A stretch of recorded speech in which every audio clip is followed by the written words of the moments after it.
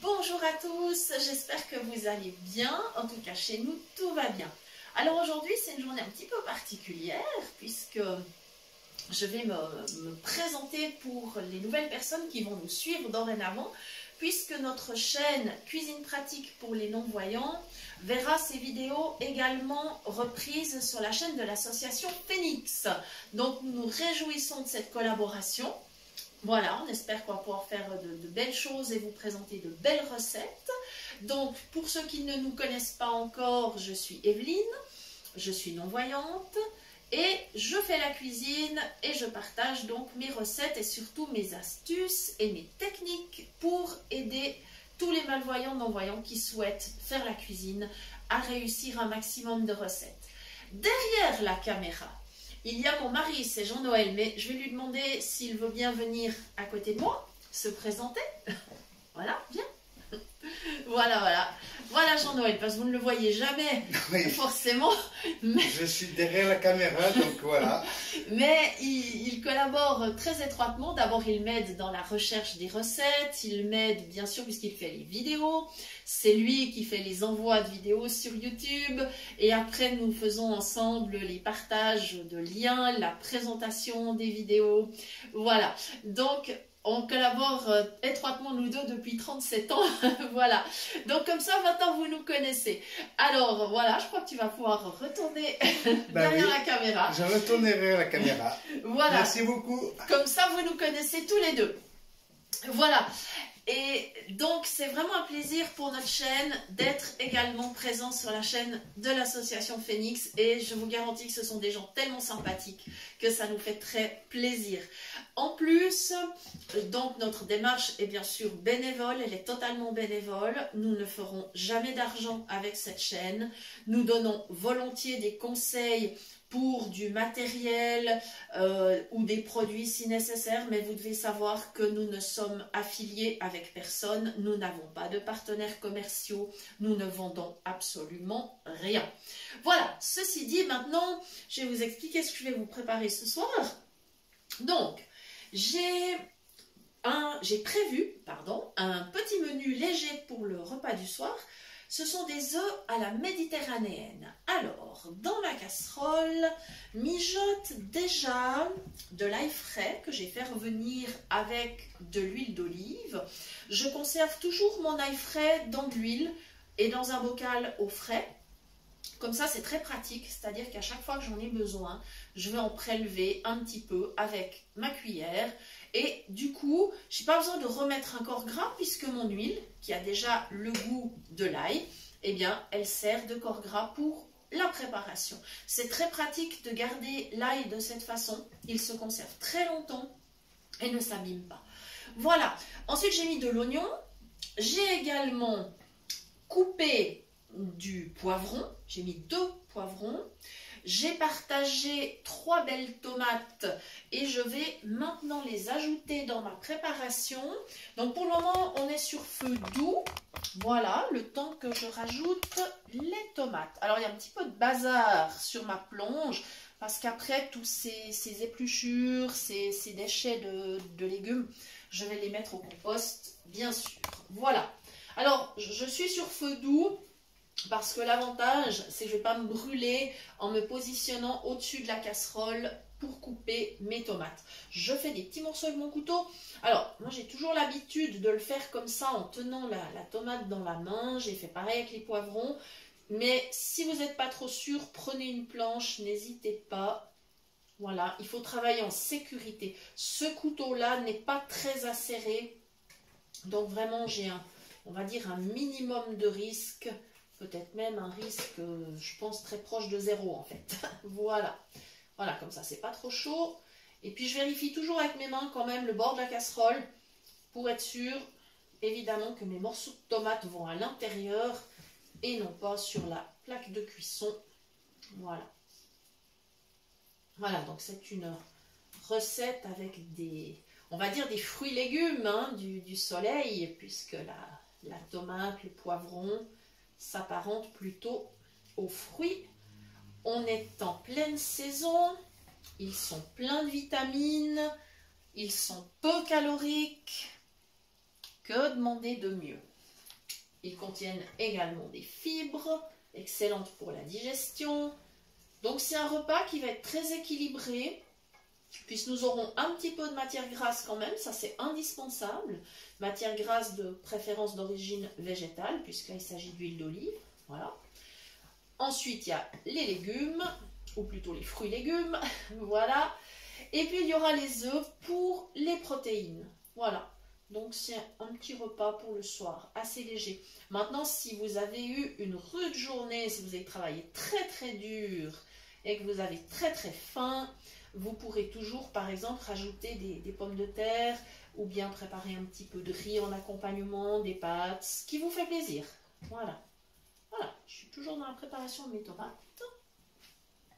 En ce moment, elles sont vraiment superbes et succulentes.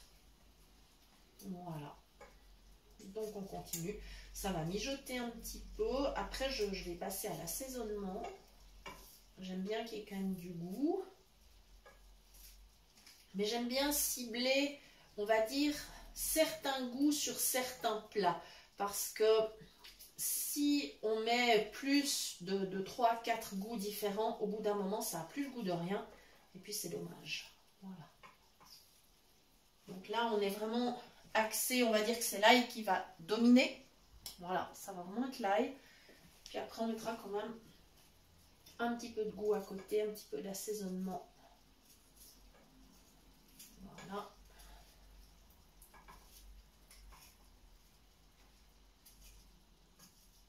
Voilà, vous voyez, on est toujours sur feu doux. Enfin, vous entendez, je pense, surtout.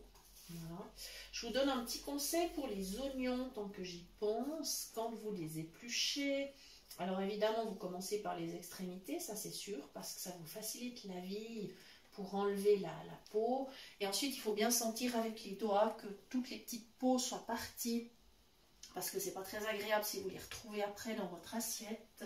Et si l'oignon vous fait pleurer, parce qu'il y a des personnes vraiment qui sont très sensibles à ça, si c'est le cas, à ce moment-là, avant de commencer à le couper, c'est-à-dire une fois qu'il est épluché, avant de commencer à le couper, passez-le sous l'eau. C'est une astuce qui réduit déjà beaucoup cette diffusion de cette substance irritante en fait pour les yeux qui est contenue dans l'oignon. Et puis si vraiment c'est la catastrophe et que vous pleurez tout le temps en préparant les oignons, alors la seule solution, eh bien, c'est les lunettes de piscine. C'est la seule chose qui protège vraiment. Voilà. Comme ceci. Presque terminé les tomates. Je vais bientôt pouvoir remonter le feu. Oui, je suis à la dernière partie. C'est... Voilà.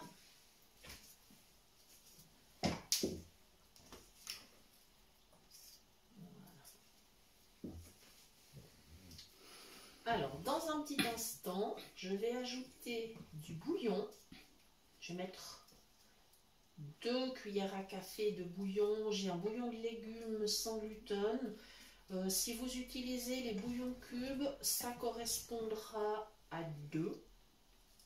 Voilà, je vais également vous expliquer ma petite astuce pour être certaine de bien mettre le bouillon dans la casserole. Voilà, donc je vais faire ça avant de monter le feu pour éviter encore une fois les risques de brûlure. Je vais chercher une petite cuillère à café. Voilà, dans l'armoire. Je prends mon pot de bouillon. Voilà.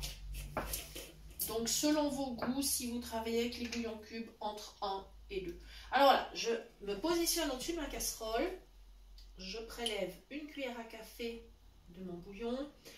Et avant de verser, avec la main, je me positionne sur le bord de la casserole. Je suis sûre que la cuillère est à l'intérieur et je tourne. Voilà, c'est mon astuce.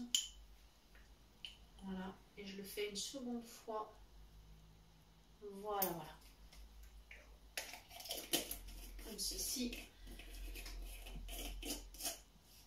Voilà, et ensuite, je vais ajouter des petites baies de poivre.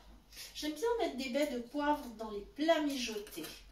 Après, dans certains autres plats, j'ai toujours du poivre du moulin, bien sûr. Mais là, quand ça mijote, j'aime bien les petites baies. Il en existe de plusieurs sortes pour avoir des mélanges de poivre, du poivre noir, poivre blanc, poivre vert, baies de poivre rose. Ça y est vraiment du choix. Voilà. Pas exagéré, mais j'aime assez bien quand c'est bien relevé. Et voilà. C'est parfait. Voilà. Maintenant, je vais monter le feu. Voilà. Donc, j'ai une plaque vitrocérame. Et je vérifie avec mes mains autour de la casserole, mais sur le haut de la casserole. Hein, bien sûr, on ne touche pas la plaque de cuisson. Sur le haut de la casserole, je vérifie qu'il n'y a pas de chaleur autour. Non, c'est bon. Donc, ma casserole est bien positionnée. Et maintenant, je peux mélanger afin que mon bouillon puisse se dissoudre avec le jus des légumes. Je n'ai absolument pas besoin de rajouter d'eau. C'est pas la peine du tout. Ces légumes-là en contiennent suffisamment. Voilà. Maintenant, je vais monter le feu. Je vais couvrir. Et dès que ça va être assez chaud, je baisserai quand même un petit peu. Ça ira à la moitié. Mon système de cuisson va jusqu'à 9. Donc, ça veut dire que je serai entre 4 et 5, probablement. Voilà. Après, moi, c'est toujours à l'oreille. Hein. J'ai pris vraiment cette habitude. Moi, c'est vraiment à l'oreille. Voilà. Voilà. Et là, ça va mijoter. Donc, on va faire une petite pause, un tout petit moment. Et je vous retrouve tout à l'heure pour la fin de la préparation du plat. Voilà, mes petits légumes ont bien compoté. Je viens d'arrêter la plaque. Vous entendez, ça mijote encore un tout petit peu. J'ai ajouté une tombée de vin blanc pour le goût. Voilà, j'ai fait ça évidemment à l'oreille. Juste une petite tombée. Voilà, maintenant. Alors maintenant, il y a deux options bien sûr. On peut laisser refroidir par exemple si on a peur de se brûler. Ou alors on peut prendre des gants de protection. Mais alors des gants qui protègent vraiment bien. Moi, j'ai trouvé en grande surface des gants qui sont recouverts de silicone et qui protègent jusqu'à la fin des avant-bras, c'est-à-dire jusqu'au coude. Alors, c'est vous dire si c'est de la sécurité. C'est pas cher du tout. Je pense que vous trouvez ça vraiment un peu partout dans toutes les enseignes. Voilà. Mais là, j'ai pas de souci parce qu'en fait, les anses de ma casserole ne sont pas chaudes. Alors, je vais pouvoir sortir du feu et j'ai préparé un plat à gratin. Voilà, c'est un plat rond en verre, voilà, que j'utilise pour des préparations qui ne sont pas à trop haute température. Sinon, j'ai d'autres plats qui sont adaptés. Voilà. Alors, maintenant, le transport de la casserole jusqu'à la table. Voilà. Maintenant, je me positionne au-dessus du plat à gratin. Alors en fait, pour avoir un repère, voilà, je pose ma casserole sur le bord du plat et puis gentiment, je vais en arrière, tout gentiment.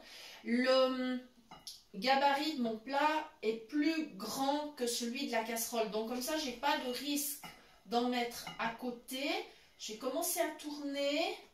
Et je vais le faire, mais vraiment en douceur. Voilà, parce que d'une part, je ne veux pas en mettre à côté. D'autre part, je ne veux pas me brûler. Voilà. Et là, en fait, ma casserole, elle suit les bords du plat. Voilà. Voilà. Tout est tourné. Ça y est. Et maintenant, je vais aller mettre ma casserole dans l'évier parce que je vais bien évidemment la laver tout à l'heure. Voilà.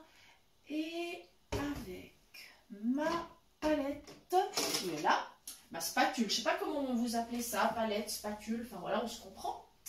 Je vais aller égaliser le dessus des légumes, en fait, le dessus du plat. Voilà. Voilà, j'essaye de répartir convenablement. Voilà, Donc, en fait, avec la spatule, je suis les bords, je touche les bords du plat, toujours. Et en fait, j'appuie pour bien répartir mes légumes. Je pense que c'est pas mal. Voilà. Voilà. Et maintenant, je vais ramener ma palette également vers l'évier. Voilà. Et maintenant, il ne me reste plus qu'à casser les œufs. Alors, comme ce sont des petits œufs, parce qu'en fait, à la ferme, en ce moment, ils ont des poussines. Donc, ce sont des petits œufs. J'en mets 6. Si c'était des grands, pour 2 personnes, j'en mettrais que 4. Voilà. Mais après, ça dépend aussi de votre appétit. Alors, je vais essayer de les répartir.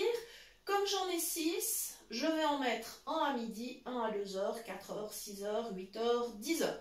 Voilà, je vais essayer. Alors, on va voir si j'arrive à faire ça correctement, j'espère. J'espère. Donc là, je suis à midi. Alors, je tape sur le bord du plat. Je me positionne avec les doigts, donc je regarde bien le bord du plat et je me positionne juste à l'intérieur. Et hop, à midi. J'ai pris la précaution sur ma table de mettre une assiette pour pouvoir poser mes coquilles d'œufs. Comme ça, je ferai qu'un seul voyage vers la poubelle. Maintenant, 2h. Je vais dans le sens des aiguilles d'une montre parce que c'est mon habitude. Après, vous faites comme vous voulez en fait. Voilà. Je continue avec le prochain à 4h. Voilà. Voilà. 6h.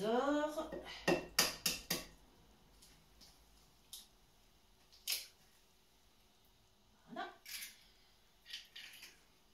Plus que 2. Alors, celui de 8h.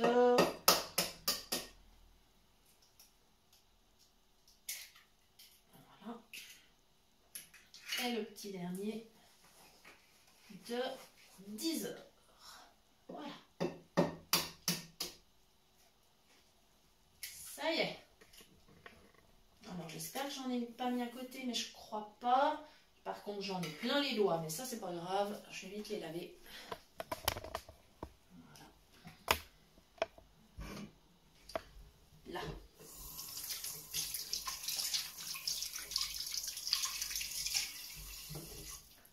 Et maintenant, ça va être facile.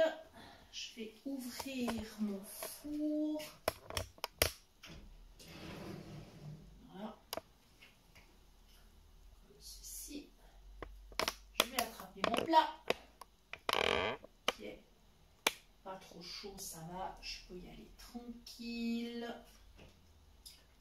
Je vais le poser sur la plaque. Voilà. Ça y est, il est bien installé. Je referme et je vais démarrer mon four à 160 degrés. Donc là, il est réglé d'office à 160 degrés. Donc là, j'ai pas de problème à le faire partir. Voilà. Et on va laisser cuire pendant 20-25 minutes. Toujours, ça dépend du temps de préchauffage du four. Voilà. Mais le but, c'est de ne pas cuire trop chaud pour que les œufs ne durcissent pas trop. Ils doivent être pris, voilà, comme des œufs coques finalement, mais pas durcis. Voilà. Donc, pour cette recette, j'espère qu'elle vous a fait plaisir. J'espère que vous vous régalerez le jour où vous allez la préparer. Et puis, je vous rappelle que vous pouvez toujours nous contacter à l'adresse suivante, cuisinepratique@mail.ch pour toute demande de recette ou si vous souhaitez recevoir les liens des prochaines vidéos. Encore merci à l'association Phoenix qui nous accueille sur sa chaîne et à très bientôt pour de nouvelles idées cuisine. Merci!